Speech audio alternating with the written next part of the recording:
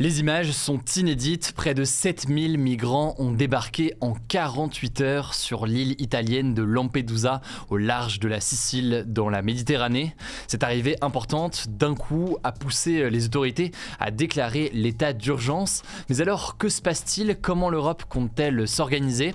Salut, c'est Hugo, j'espère que vous allez bien. C'est donc le sujet à la une des actualités du jour aujourd'hui. En près de 48 heures donc, plus de 7000 personnes sur 120 bateaux ont débarqué sur l'île de Lampedusa, l'équivalent de la population locale selon un dernier bilan de la Croix-Rouge italienne. Et plus largement, ces dernières années, Lampedusa, qui est située à 150 km des côtes de la Tunisie et à 300 km des côtes de la Libye, est devenu le lieu d'arrivée de nombreux migrants et réfugiés en provenance notamment d'Afrique et qui souhaitent rejoindre l'Europe pour fuir des situations économiques et sociales difficiles ou encore pour fuir la guerre qui frappe, vous le savez, un certain nombre de régions. Alors, l'île de Lampedusa en Italie dispose d'un centre d'accueil de 400 places, un centre qui est évidemment complètement débordé actuellement. Des hommes, des femmes et des enfants sont actuellement donc contraints de dormir dehors sur des lits en plastique et avec des couvertures de survie dans la situation actuelle. Par ailleurs, 5000 personnes devraient être transférées vers la Sicile où il y a des centres d'accueil plus grands,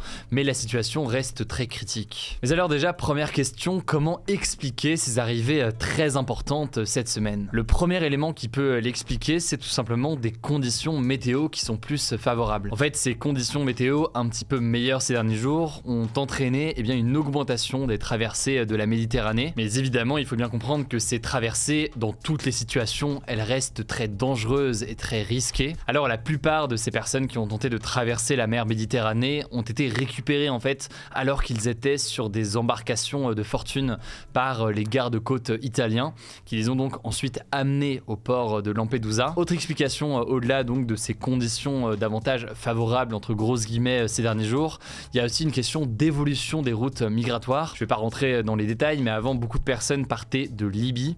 Or ces derniers jours, les départs se font de plus en plus depuis la Tunisie. Or le port européen le plus proche de la Tunisie et notamment de la ville de Sfax, c'est ce port de Lampedusa. Alors vous l'imaginez, mais c'est toujours important de le rappeler, ces traversées illégales, elles ne se font pas sans risque. Plus de 2000 personnes sont déjà décédées cette année lors de cette traversée, selon les chiffres de l'Organisation des Nations Unies pour les migrations. Par ailleurs, la dernière victime recensée est un bébé de 5 mois qui serait tombé à l'eau ce mercredi, alors qu'il se trouvait justement sur l'une de ces embarcations. Et plus largement, pour comprendre l'enjeu, en près de 10 ans, c'est plus de 28 000 morts dans la mer Méditerranée. Autrement dit, un bilan humain qui est très très dur et une situation qui est difficile. Mais alors, c'est une question qui revient souvent depuis quelques jours. Quelle est la règle en Europe aujourd'hui concernant l'accueil de ces migrants? Alors c'est un sujet qui est forcément très complexe parce qu'il y a plein de nuances et de particularités, mais il y a un élément à comprendre, c'est le règlement de Dublin. Ce règlement de Dublin, globalement, pour la plupart des cas, il prévoit que le pays d'arrivée d'un migrant dans l'Union européenne traite sa demande d'asile. Autrement dit, si un réfugié arrive par exemple ici en Italie, en général, c'est à l'Italie de gérer cette demande.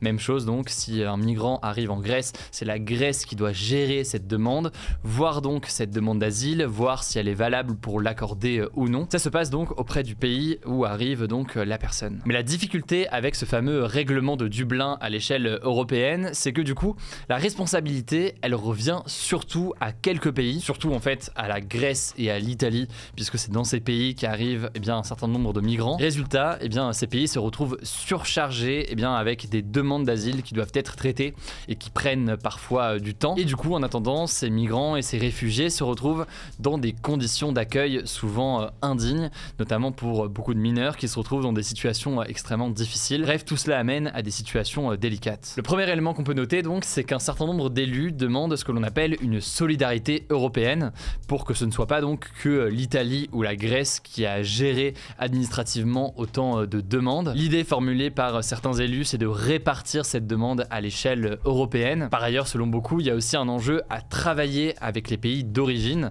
notamment pour lutter contre le trafic d'êtres humains. En effet, il faut quand même le rappeler, ces traversées, elles se font via des passeurs qui illégalement donc, pour l'appât du gain, vont tenter de faire traverser ces personnes-là. Souvent, ces personnes-là mettent beaucoup d'argent, des centaines d'euros. C'est donc un véritable véritable business pour ces passeurs et ça pose un risque immense pour ces personnes qui tentent de traverser la Méditerranée et qui se retrouvent, du coup, vous l'imaginez, à prendre des risques colossaux.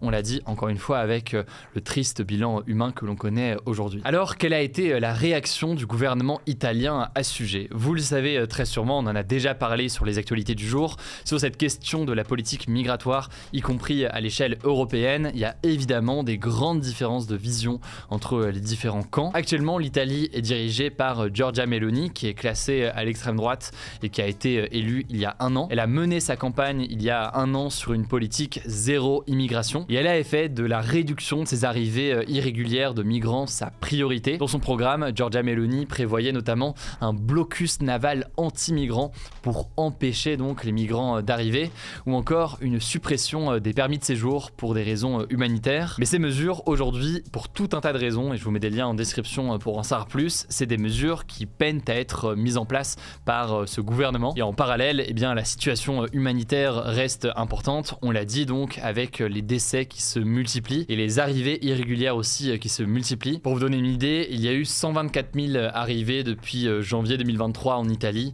contre 65 000 l'an dernier. Et par ailleurs, selon pas mal d'Italiens, il y a là aussi un manque de solidarité européenne justement pour traiter au mieux ces demandes d'asile qui sont reçues de la part des personnes qui arrivent. Alors du côté de la France, le ministre de l'Intérieur Gérald Darmanin a convoqué une réunion ce vendredi avec la gendarmerie, la police et les services de l'immigration. Bref, c'est un débat qui risque de revenir, y compris en France, dans les prochains jours avec un projet de loi sur l'immigration qui devrait arriver. On aura l'occasion d'en reparler, mais la question évidemment de la politique à l'échelle européenne devrait aussi venir. Dans tous les cas, au vu de la situation difficile, ça me semblait essentiel d'en parler dès aujourd'hui. Je vous mets des liens en description pour en savoir plus. On en reparlera évidemment dans les prochains jours. Je laisse la parole à Blanche et je reviens juste après. Merci Hugo et salut tout le monde. On commence avec cette actu. Le ministère des Affaires étrangères a demandé la suspension de toute collaboration avec des artistes du Niger, du Burkina Faso et du Mali, 3 pays d'Afrique qui ont connu des putschs militaires ces derniers mois. Alors cette annonce a rapidement fait réagir le monde de la culture, comme le syndicat national des entreprises artistiques et culturelles, selon qui, je cite, cette décision sans aucun sens d'un point de vue artistique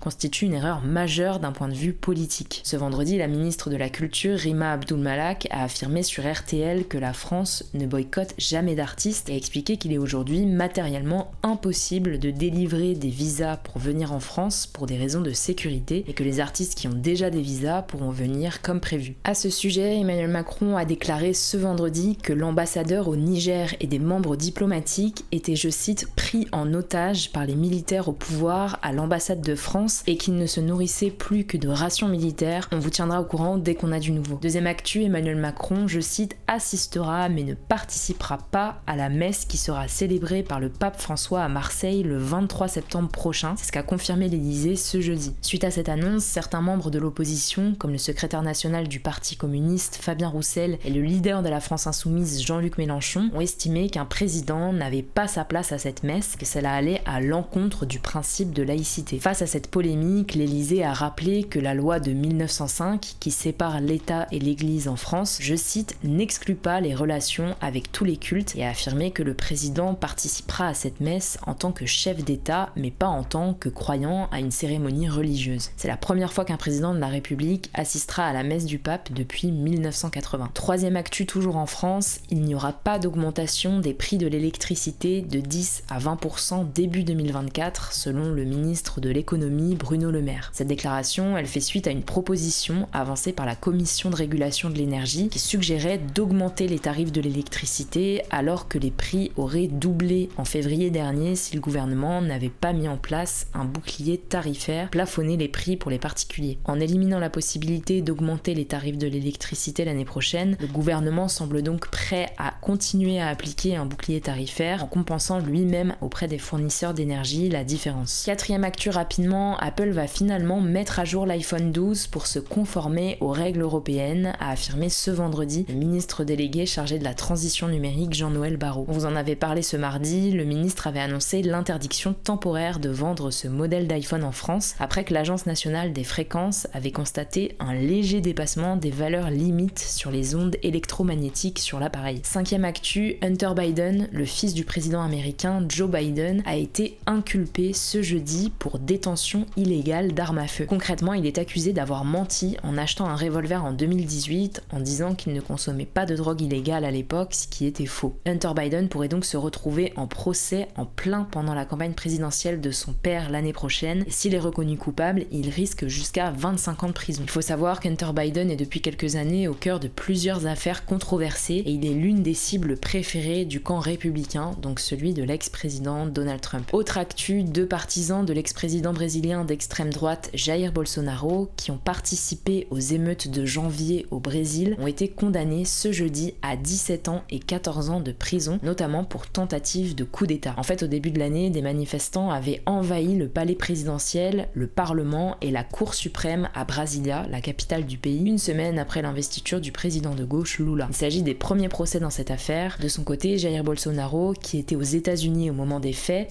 est visé par une enquête pour savoir s'il a joué un rôle dans ces émeutes. On vous tiendra au courant. 7e actu, le collectif Manifeste Psy, qui réunit 8700 psychologues en France, a critiqué les réponses du président sur la santé mentale suite à notre interview la semaine dernière. Ils nous ont demandé un droit de réponse. Alors je vais pas tout vous détailler, mais le collectif qu'on a eu au téléphone a insisté sur le fait que tous les soins ne doivent pas être médicalisés et que la solution ne réside pas dans le fait de former plus de psychiatres, donc des médecins, comme l'a répété plusieurs fois Emmanuel Macron pendant l'interview. Concernant le dispositif Mon Soutien Psy, présenté par Emmanuel Macron comme une solution, le collectif souligne que 93% des psychologues le boycottent et demandent donc plus de moyens dans les services publics en redistribuant les fonds du dispositif, notamment pour augmenter les salaires. Je vous mets des liens en description si vous souhaitez en savoir plus. Dernière actu, et c'est une bonne nouvelle, un nouveau traitement qui permet de réduire le risque de développer la bronchiolite chez les nourrissons est désormais disponible en France. La bronchiolite, moi j'en ai eu quand j'étais petite, c'est une maladie respiratoire qui touche principalement les bébés et les jeunes enfants. Concrètement, ce traitement préventif est disponible en pharmacie et dans les hôpitaux et il est recommandé pour les bébés nés depuis le 6 février 2023. La bronchiolite toucherait chaque hiver près de 30% des nourrissons de moins de 2 ans. Merci beaucoup Blanche. Alors il y a un débat aujourd'hui, ça fait longtemps mais c'est de retour. Comprenez-vous qu'Emmanuel Macron assiste à la messe du pape à Marseille? Ça se passe directement dans l'onglet communauté. Ce week-end, pour suivre l'actualité, ça se passe directement sur notre compte Instagram. Le nom du compte c'est Hugo Décrypte, si vous n'êtes pas encore abonné. Prenez soin de vous, prenez soin de nos proches et puis on se dit donc à demain sur Instagram pour les actus du jour en version Insta.